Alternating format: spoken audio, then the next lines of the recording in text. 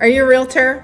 Want to know what you can do to close 50 deals this year, even in a market shift? Well, stay tuned. My name's Tierney Jordan. I'm a real estate broker associate. I've personally taken 20 listings in 30 days.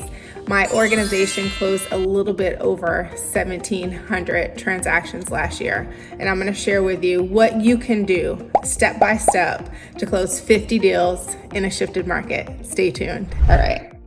Next step is number 13, determine what's working. So as these leads are coming in, as you're making calls, you're contacting people, you're going on appointments, you need to track the campaigns that you're running because you want to make sure you're getting the right return on investment, okay? So for each campaign that you run, you want to track your calls, your contacts, your appointments set, appointments actually gone on, contracts executed, and then contracts closed.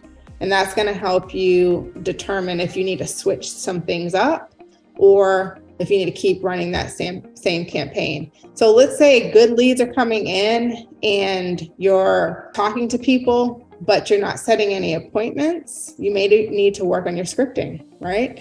Let's say you're setting appointments, but you're not getting any contracts executed. You need to work on your presentation. Let's say that you're getting contracts executed, but they're not closing. If they're listings, you may need to work on your pricing. So the numbers are going to show you where your opportunities for growth are. The other thing with follow-up is persistence is key. This is crazy when you look at these numbers, but most people don't make, if you look here on this right side chart, less than 10% of people make more than 3 calls. Okay, less than 10%.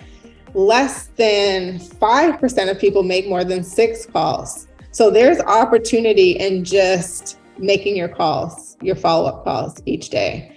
That will help you for sure get to 50 closings in a shifted market.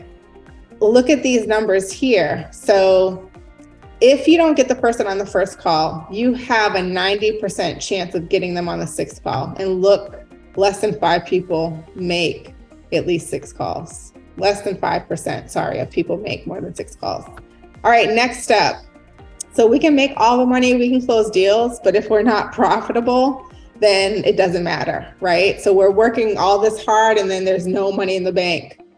So we've got to, in a shifted market, we got to do more with less. We've got to cut everything. So make sure you keep that in mind. I took a screenshot of, and this was from 2019, we had a market shift. And on this day, it was November 2019, I cut almost $10,000 monthly from my expenses. So put it into action. The last step here is sharpen your skills. So pricing is big in a shifted market.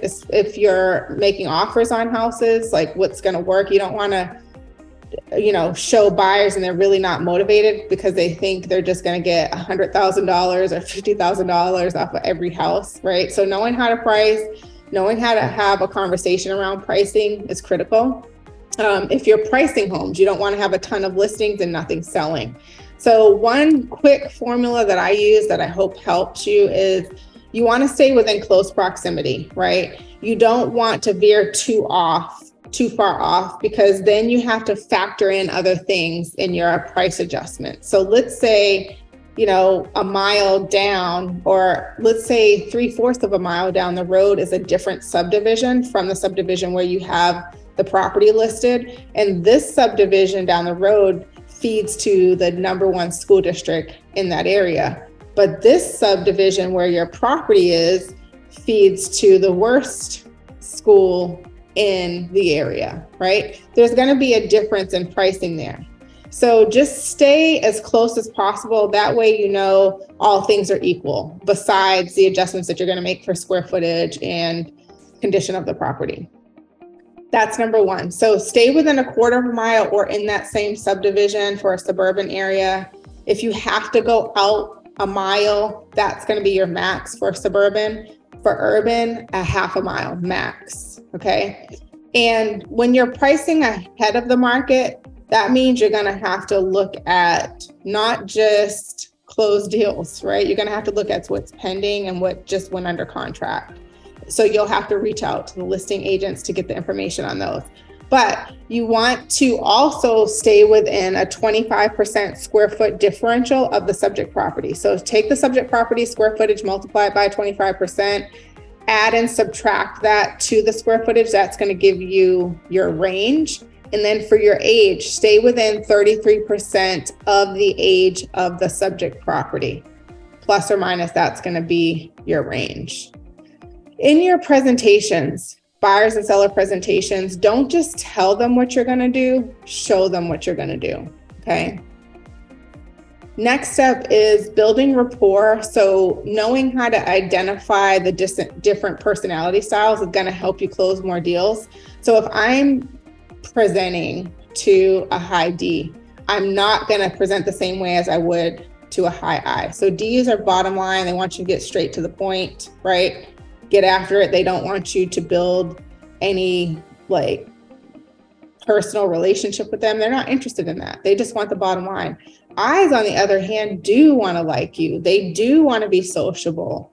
They do want to like you and know about a little bit about you. So your presentation is going to be different based on their style, and that's going to help you build rapport and close more deals. So make sure you take that into consideration. Also know that there are better times to connect with people. So if you're making your calls midday, that might not be the best time. Early morning before people get started at work, and later in the evening when they're done with work, before they're sitting down for dinner, are great times to call. So 8 a.m. is a great time to connect with people. And then 4 p.m. is also another great time. Look at the difference between people who made their calls between 1 and 2 and 4 and 5, 164% difference. Next thing is, we talked about response time already.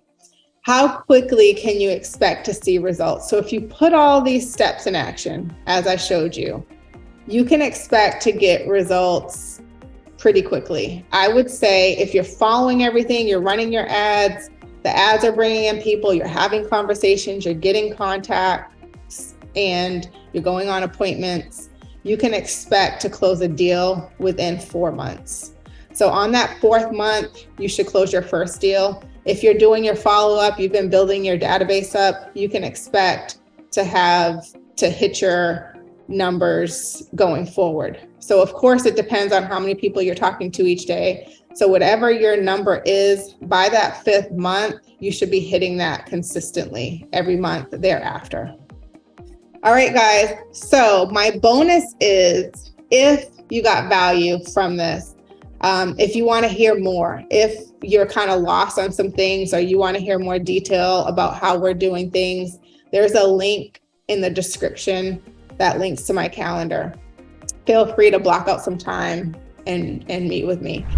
If this video was helpful for you, if you got something out of it that you think will definitely change your business, please like it. If you want to hear more information on how you can crush your real estate goals, subscribe. I'm dropping new content weekly. In addition, if you need more information or you were lost on some things and need more details, feel free to set up a time to chat with me to iron it all out. There's a link in the description below.